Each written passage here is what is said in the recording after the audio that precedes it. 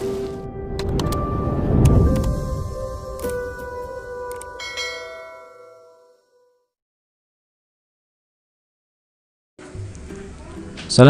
warahmatullahi wabarakatuh. Selamat datang kembali di channel kami, Asril Hidayat.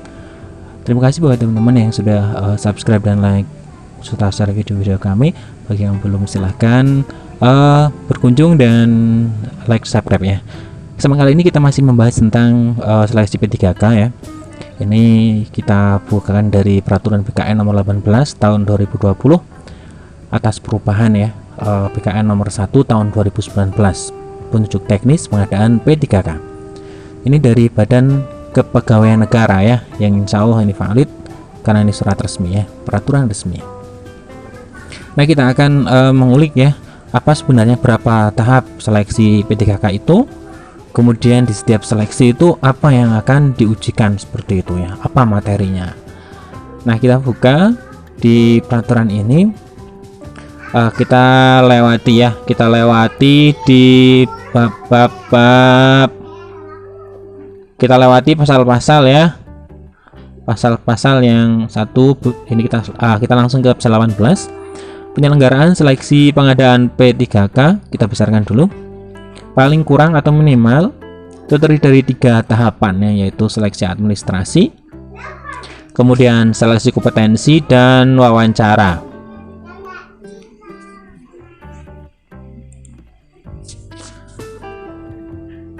Administrasi itu biasanya setelah dapat mendaftar ya, kemudian nanti ada administrasi, baik metodenya pengumpulan berkas misalkan, atau upload data ya, upload file seperti itu. Setelah itu yang kedua, yang B, itu seleksi kompetensi. Nah, ini seleksi kompetensi nanti akan kita bahas. Kemudian yang terakhir adalah wawancara ya, wawancara. Tentang seleksi kompetensi ini dibahas di pasal berikutnya ya, di pasal 20 itu di poin pertama ya. Seleksi kompetensi terdiri atas manajerial, kompetensi teknis, dan kompetensi sosiokultural.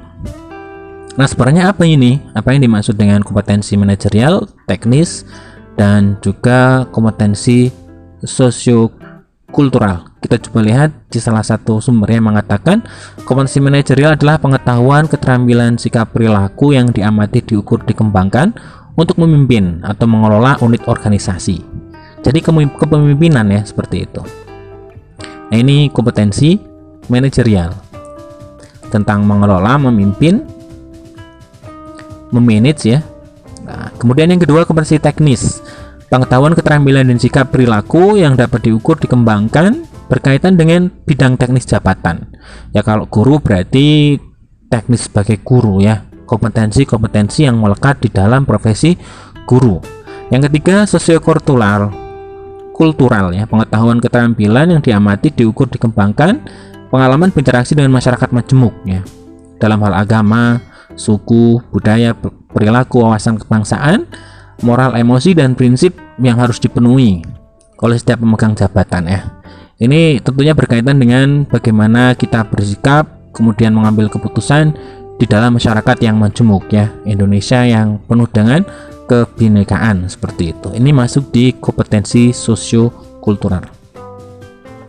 Nah, selanjutnya tentang kompetensi teknis ya. Kompetensi teknis kita sebagai guru ya, tidak terlepas dari ini ya, lampiran peraturan Menteri Pendidikan Permendiknas ya, nomor 16 tahun 2007 tentang standar kualifikasi akademik dan kompetensi guru ya. Nah, ini menjadi sebuah panduan pokok ya, seperti itu. Nah, kita langsung ke bagian B ya, standar kompetensi guru. Itu dikembangkan secara utuh dari 4 kompetensi utama. Ada namanya pedagogik, kepribadian, sosial, dan profesional. Nah, ini dijabarkan secara lengkap berjenjang ya, dari PAUD, kemudian MI, SD, SMP ya. Kita coba cari ya tentang berkaitan dengan kompetensi ini ya. Nah, ini ya, tentang kompetensi guru mata pelajaran di SD, MI, SMP, SMA, kemudian SMK atau MAK. Nah, misalkan yang pertama tentang kompetensi pedagogik, indikatornya Guru menguasai karakteristik peserta didik dari aspek fisik, moral, spiritual, sosial, kultural, emosional, dan intelektual ya. Nah, ini guru harus memahami karakter dan lain-lain ya, mengidentifikasi potensi peserta didik, mengidentifikasi bakal ajar awal, mengidentifikasi kesulitan belajar. Nah, ini di indikator pertama, kompetensi inti yang pertama tentang karakteristik peserta didik. Yang kedua, menguasai teori belajar ya. Yang ketiga, mengembangkan kurikulum. Yang keempat, dan lain-lain ya. Nah, ini sudah saya rangkum. Nah, ini ya, tentang ini rangkumannya. Nah, kompetensi pedagogik itu sudah kita bahas tentang tadi yang C ya, kurikulum. Nah, kita besarkan. Yang D, menyelenggarakan pembelajaran didik. Nah, sampai poin C ini tentang kompetensi pedagogik ya, yang termasuk kompetensi teknis seperti itu ya. Nah, ini menurut saya ini termasuk di teknis ya, kompetensi teknis. Nah, kemudian yang kedua coba kompetensi kepribadian.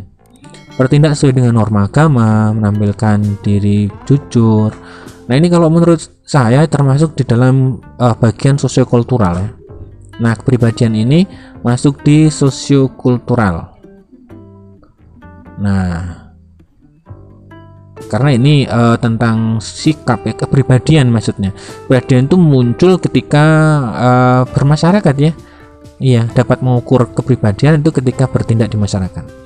Kompetensi sosial lah. Nah, ini bersikap inklusif, tidak objektif dan lain-lain ya, beradaptasi. Ini juga termasuk di dalam sosiokultural ya. Jadi kompetensi guru ini termasuk sosiokultural. Dan yang terakhir kompetensi profesional ya, menguasai materi. Nah, ini kalau menurut saya ini termasuk di kategori teknis ya, teknis atau tekniknya. Kompetensi teknik. Nah, ini adalah kompetensi guru ya, indikator kompetensi guru yang menurut kami nanti ini akan termasuk di dalam kompetensi teknik dan juga kompetensi sosiokultural. Nah, ini berdasarkan peraturan BKN ini ya. Nah, ada 3 tahap tadi, kemudian seleksi kompetensi termasuk dalamnya ada 4 kompetensi guru itu ya. Nah, untuk pembahasan lebih lanjut tentang seleksi kompetensi ini, insya Allah nanti silahkan ditunggu di video-video berikutnya tentang pembahasan soal-soal kompetensi manajerial, kemudian kompetensi teknis dan kompetensi sosiokultural ya, sosiokultural. Insya Allah akan kami selalu update pembahasannya setelah video ini ya. Nah, ini penjabaran tentang tahapan kemudian materi apa yang akan muncul seperti itu. Terima kasih. Ketika video ini bermanfaat, silahkan share. Kita akhiri. Assalamualaikum warahmatullahi wabarakatuh.